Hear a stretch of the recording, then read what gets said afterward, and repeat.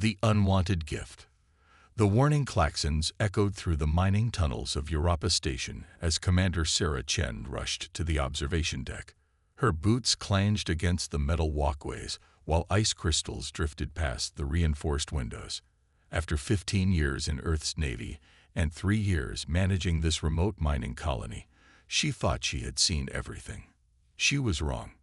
Above Europa's frozen surface, 3 massive ships descended through the thin atmosphere. Each vessel stretched nearly 2 kilometers long, their hulls gleaming like polished obsidian against the star-filled void. Sarah had never seen ships this large, and the energy readings on her scanner made her stomach drop. These weren't traders or explorers. These were warships. Dr. Marcus Volkov joined her at the observation deck, his usually calm demeanor replaced by obvious concern. The Russian engineer had worked on every major human space project for the past decade, but even he seemed shaken by the sight above them. His weathered hands gripped the railing as he watched the alien vessels position themselves in perfect formation. "Commander, we're receiving a transmission," reported Zora al-Rashid from the communication station. The young woman's voice carried a slight tremor despite her attempts to sound professional. At only 22, she was the brightest mechanic Sarah had ever worked with, capable of fixing anything from mining equipment to life support systems with nothing but spare parts and determination. Sarah nodded grimly. "Put it through." The main screen flickered to life, revealing a creature that looked like a cross between a mantis and a lizard.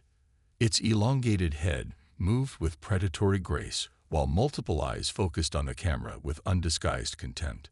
When it spoke, its voice carried the tone of someone addressing an unruly pet. "Primitive humans of Europa Station, I am Kethtar, regional overseer of the galactic hegemony. Your species has been evaluated and classified as Class 7, technologically limited. You are hereby prohibited from possessing or developing advanced military technology." Sarah felt her jaw clench. "This is Commander Chen of Europa Station. We're a peaceful mining operation with no military capabilities. What authority do you claim over human space?" Kethtar's mandibles clicked in what might have been amusement. "Authority. We are the hegemony. We have ruled this galaxy for 10,000 years while your species was still discovering fire. Your space belongs to us now." The alien's image shifted as he gestured to something off-screen. "However, we are not without mercy. We shall provide your colony with materials suitable for your technological level." The cargo holds of the lead ship opened, and Sarah watched in growing anger as tons of twisted metal and broken machinery tumbled toward Europa's surface. The debris scattered across the ice fields like a metallic avalanche, some pieces still smoking from whatever battle had destroyed them. "Salvage what you can," Kethtar continued with barely concealed mockery. "Perhaps in a few centuries, your species will advance enough to properly recycle our discarded materials. Until then, consider this a generous gift from your betters." The transmission ended abruptly, leaving the 3 humans staring at the scattered wreckage covering their colony's landing fields.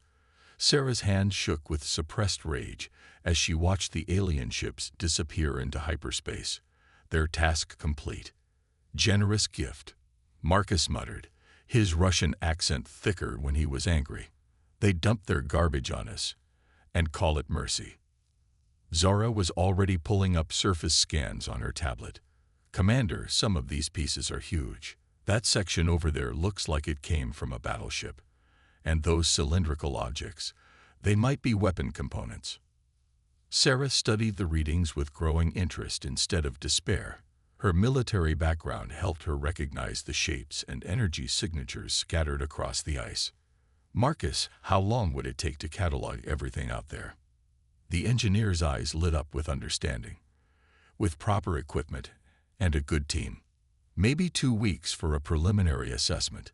But Sarah, if these are military components, they could be far beyond our current technology.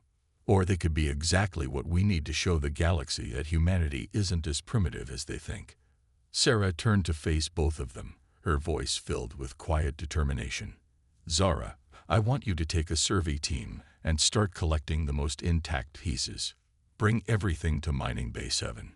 It's the most isolated section of the colony. Over the next several days, Zara's teams worked tirelessly to recover the alien debris. What they found exceeded everyone's expectations. Hidden among the twisted wreckage were components that made human technology look like stone tools. Quantum processing cores the size of briefcases contain more computing power than Earth's entire network. Weapon systems that could punch through asteroid belts lay scattered like broken toys. Marcus established a secret workshop in the abandoned mining tunnels beneath the colony. The natural ice formations provided perfect insulation against energy detection, while the existing infrastructure gave them power and life support. Soon, their small team of engineers and mechanics were working around the clock to understand the alien technology. The breakthrough came during their second week of analysis. Marcus had been examining what appeared to be a damaged plasma cannon when he noticed something unexpected. The weapon's quantum core was cracked but still functional. More importantly, its design principles were similar to theoretical concepts human scientists had proposed but never been able to build. "Sarah, you need to see this," Marcus called excitedly from his workstation. "This weapon system, it's not as advanced as I first thought. Don't get me wrong, it's incredibly sophisticated, but the underlying principles are ones we understand. The aliens just had better materials and manufacturing techniques." Sarah leaned over his shoulder as he pointed to the weapon's internal structure. "Look here, they use quantum crystalline matrices to channel the plasma energy. Beautiful engineering, but also incredibly fragile. One crack in the crystal, and the whole system fails. It's like building a racing car with glass wheels. Amazing performance until something goes wrong." Zara joined them, wiping grease from her hands after spending hours working on another salvaged component.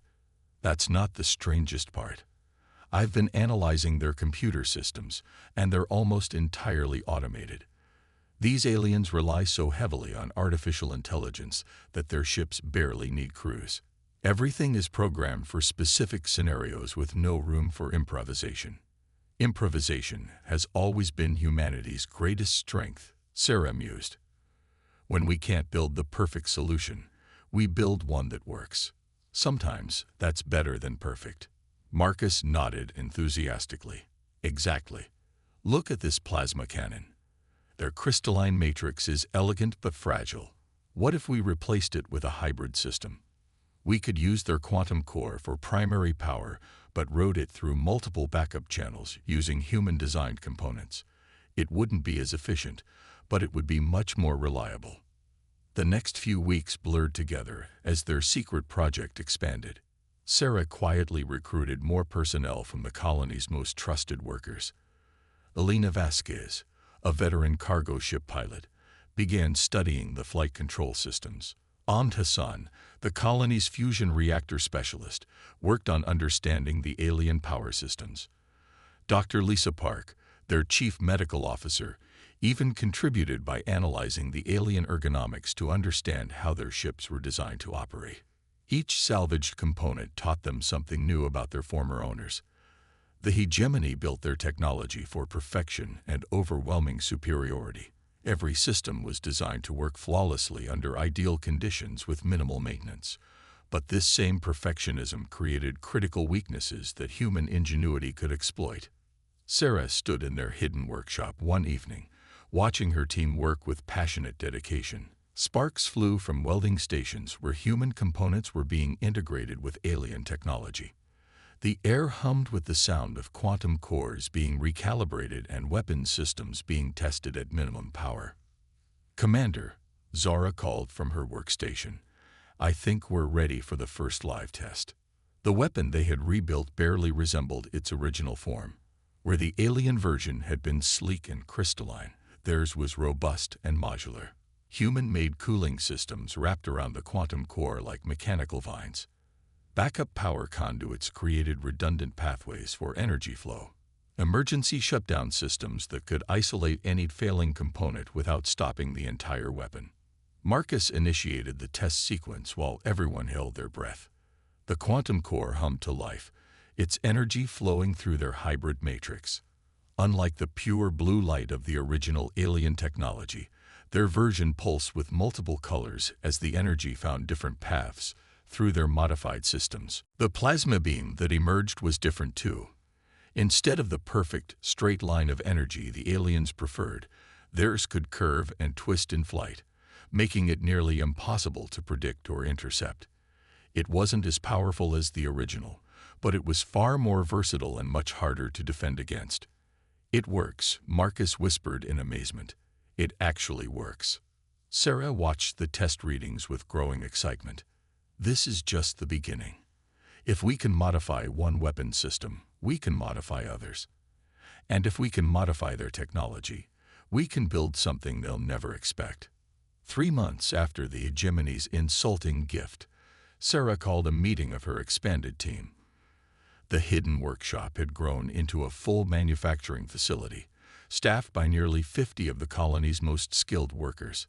They had successfully reverse-engineered and improved dozens of alien systems.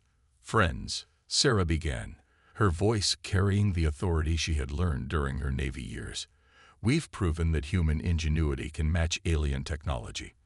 But proving it to ourselves isn't enough. The galaxy needs to see that humanity deserves respect, not contempt." She gestured to the workshop around them, where the framework of something much larger was taking shape. "We're going to build a ship, not just any ship, but one that combines the best of both our technologies. A vessel that proves humanity's worth to the entire galaxy." Elena stepped forward, her pilot's instincts already engaged. "What kind of ship are we talking about, Commander?" Sarah's smile was fierce with determination. "A warship, Elena. One that will make the Hegemony regret the day they decided to treat humanity like primitive scavengers." The room fell silent as the implications sank in. They weren't just talking about building a ship. They were talking about revolution, about showing the galaxy that humanity would not be dismissed or ignored. Marcus was the first to speak, his voice steady with resolve. "When do we start?" Sarah looked around at the faces of her team, engineers, pilots, mechanics, and scientists who had chosen to risk everything for humanity's future. "We already have." Outside their hidden facility, the ice fields of Europa still held scattered pieces of alien wreckage. But inside, those discarded scraps were being transformed into something the galaxy had never seen before, a weapon born from human determination and forged from the arrogance of their enemies. The Hegemony had given humanity exactly what it needed to challenge their rule. They just didn't know it yet. Rise of the Defiant. 8 months had passed since the Hegemony's insulting gift, and the hidden shipyard beneath Europa's ice had become humanity's best-kept secret. Commander Sarah Chen stood on the observation platform, watching as the final hull sections were welded into place on their creation. The ship before her looked nothing like the sleek, perfect vessels of the Hegemony. Instead, it resembled a predator built for survival rather than show. The vessel they had named Defiant stretched nearly 800 meters from bow to stern. Its hull was a patchwork of salvaged alien armor plating reinforced with human-designed structural supports that created a honeycomb pattern across its surface. Where Hegemony ships relied on energy shields for protection, the Defiant's hull was designed to absorb punishment and keep fighting. Dr. Marcus Volkov approached with a data tablet, his beard now streaked with gray from months of intense work. "Sarah, the final systems integration is complete. Our hybrid reactor core is producing 30% more power than the original alien design, and the weapon systems." He shook his head in amazement. "I still can't believe we built this from their garbage." Captain Elena Vasquez joined them, her experienced pilot's eyes studying every detail of their creation. Sarah had convinced Elena to leave her cargo hauling business and take command of the Defiant. No one else had the combination of skill and courage needed for what they were planning. "The bridge is ready for final crew trials," Elena reported. "But I have to say, this is unlike any ship I've ever flown. The control systems respond more like a living creature than a machine." Sarah nodded with satisfaction. That had been intentional. Where hegemony ships were controlled by artificial intelligence with minimal crew input, the Defiant was designed for human control. Every system had manual overrides, backup controls, and redundant pathways that allowed the crew to adapt to any situation. Zara al-Rashid's voice crackled through the communication system from the engine room. "Commander, I'm showing green lights across all primary systems. The quantum drive is ready for testing whenever you give the word." Before Sarah could respond, alarm klaxons began blaring throughout the facility. Dr. Lisa Park's voice came through the emergency channel. "Commander, we have hegemony ships approaching Europa. 3 vessels, including what looks like a heavy cruiser." Sarah's blood turned cold. "How long until they reach us?" 15 minutes, maybe 20 if they maintain current approach speed." Alina was already moving toward the Defiance boarding ramp. "Sarah, we need to launch now. If they discover this facility, all crew to stations," Sarah ordered, her military training taking over. "Emergency launch protocol. We're not ready for a full systems test, but we're out of time." The next few minutes were chaos as nearly 200 volunteers rushed to their positions aboard the Defiant. These weren't professional military personnel. They were miners, engineers, mechanics, and scientists who had volunteered to risk everything for humanity's future. Many had families on other human colonies, families who would pay the price if this mission failed. Sarah reached the bridge as the massive hangar doors began opening, revealing Europa's star-filled sky beyond. The bridge was smaller than a hegemony command center, but far more complex.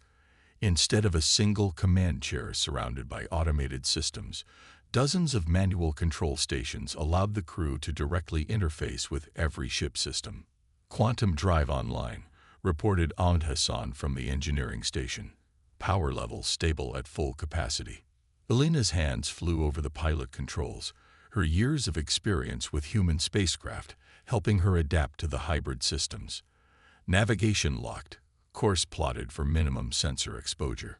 "Weapons systems ready," called out Marcus from the tactical station. "Plasma cannons charged, missile tubes loaded, point defense systems active." Sarah took her position in the command chair, feeling the weight of humanity's future on her shoulders. "Take us out, Alina. Nice and easy." The Defiant rose from its hidden cradle like a metal phoenix emerging from ice. Its engines, a hybrid of human fusion technology and alien quantum cores, produced a distinctive blue-white flame that no hegemony engineer would recognize. As they cleared Europa's thin atmosphere, Sarah got her first clear view of the approaching enemy ships. 3 hegemony vessels approached in perfect formation, their hulls gleaming like deadly works of art. The lead ship was indeed a heavy cruiser, nearly twice the Defiant's size and bristling with weapon systems. The 2 escort frigates flanked it in a pattern that spoke of absolute confidence in their technological superiority. "They're scanning us," reported Zara from the communication station. "Standard identification protocols. They think we're just another primitive human vessel." Sarah smiled grimly. "Let them keep thinking that. Alina, take us on an intercept course. Make it look like we're approaching to surrender." The hegemony formation continued its approach, showing no signs of concern about the strange human ship rising to meet them. Sarah could imagine the contempt in their alien minds, another primitive vessel to be swatted aside like an annoying insect. "Incoming transmission," Zara announced.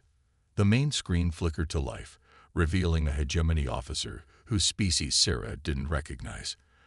This alien looked more reptilian than Kethtar, with scaled skin and cold yellow eyes that regarded the Defiant with obvious disdain. "Human vessel, you will surrender immediately and prepare to be boarded. Any resistance will result in your destruction."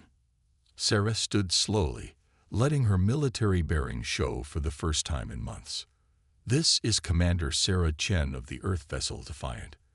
You are in human space without authorization. Withdraw immediately or face the consequences." The alien's scaled features twisted in what might have been amusement. "Human space. There is no human space, primitive. There is only hegemony space, and you exist in it by our sufferance. The transmission cut off abruptly.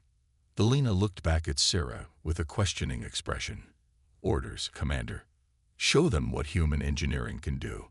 All weapons, free fire." What happened next would be talked about in taverns and academies across the galaxy for generations to come.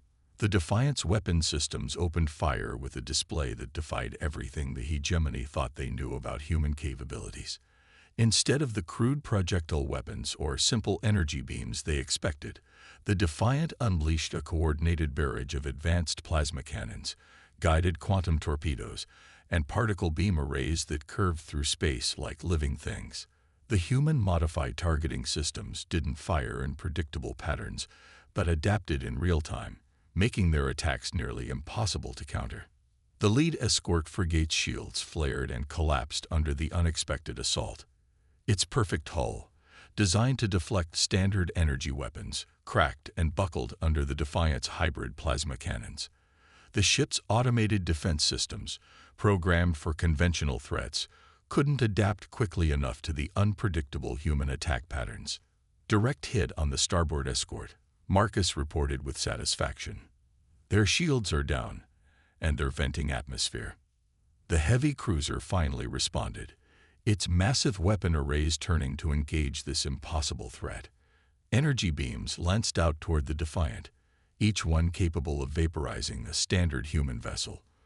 But Elena's piloting, combined with the ship's hybrid maneuvering systems, kept them dancing between the attacks like a fighter dodging a giant's clumsy swings. "Their targeting computers can't track us," Elena called out with glee. "Our engine signature keeps shifting frequencies. It's like we're invisible to their sensors." Sarah watched the tactical display with growing excitement. The hegemony ships were powerful, but they were fighting according to programmed patterns that had worked for 10,000 years. The Defiant fought like humans always had, adapting, improvising, and turning their enemies' strengths against them. "Second escort is moving to flank us," Marcus warned. "Launching missiles." "Point defense, engage," Sarah ordered. The Defiant's point defense systems opened fire, but instead of the simple projectile weapons the hegemony expected, streams of microplasma bolts reached out to intercept the incoming missiles. The alien weapons, designed to penetrate energy shields, couldn't cope with the physical impacts from the plasma bursts and detonated harmlessly in space. Elena brought the ship around in a tight spiral that should have been impossible for a vessel of the Defiant's size. The human-designed maneuvering systems, built for flexibility rather than efficiency, allowed maneuvers that violated every principle of hegemony naval doctrine. "Target the cruiser's main weapon array," Sarah commanded.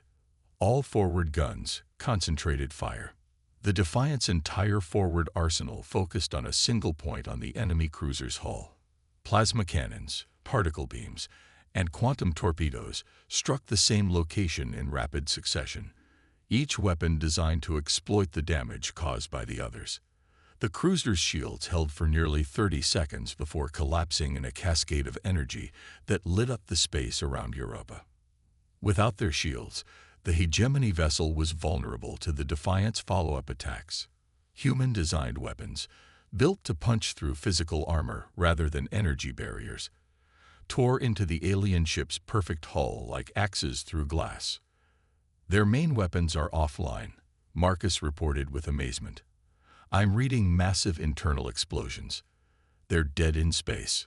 The remaining escort frigate, seeing its flagship crippled, attempted to retreat. But Elena had anticipated this, positioning the Defiant to cut off their escape route. A final barrage from their quantum torpedoes left the escort ship drifting powerless in space alongside its companions. Sarah surveyed the battlefield with a mixture of pride and concern. They had won, but this was just the beginning. "Zara, are we picking up any distress signals?" "Multiple emergency beacons, Commander. They're calling for immediate reinforcement from Admiral Krathnos of the Third Fleet." Elena turned from her pilot station with a worried expression. "Sarah, who's Admiral Krathnos?" Dr. Park's voice came through the communications system from her research station.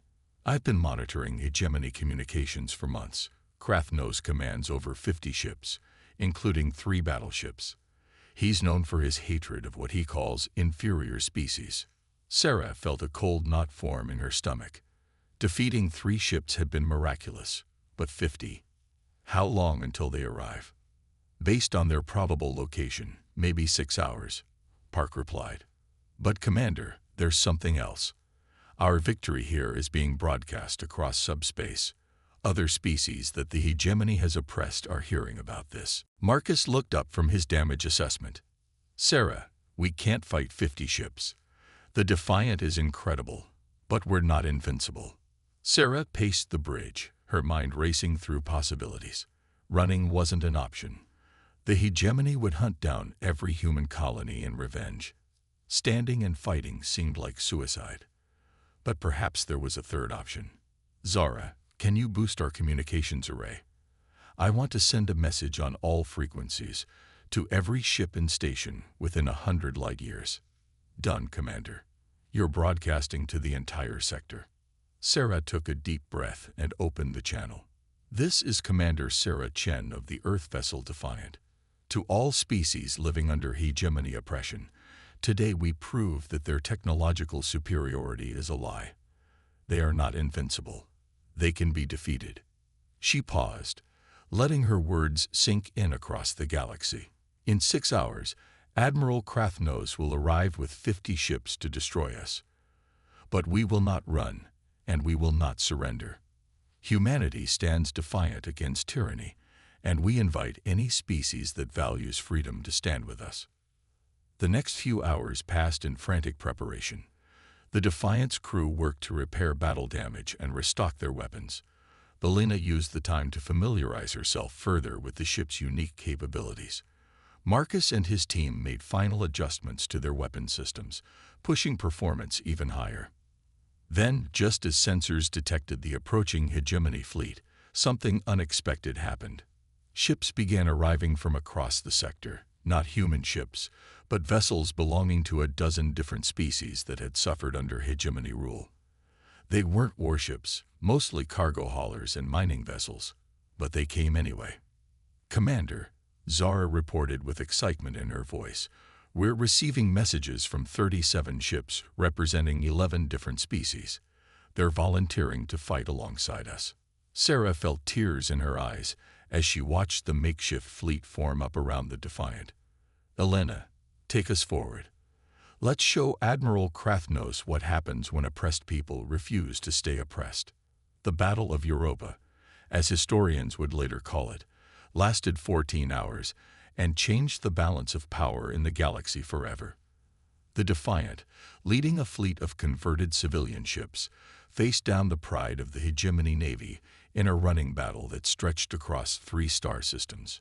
Human ingenuity, combined with the desperate courage of oppressed species, proved stronger than 10,000 years of technological superiority. When the last hegemony battleship finally surrendered, Admiral Krathnos was forced to broadcast his defeat across the galaxy. Sarah stood on the bridge of the battered but victorious Defiant, looking out at the stars that no longer seemed so distant or hostile. Humanity had earned its place among them through courage, ingenuity, and the willingness to turn even their enemies' contempt into a weapon. The hegemony had given them scrap, thinking it was worthless garbage. Instead, they had given humanity exactly what it needed to forge a new future among the stars. A future where respect was earned through deeds, not granted by birthright, and where the greatest strength was not the perfection of technology, but the imperfection of hope.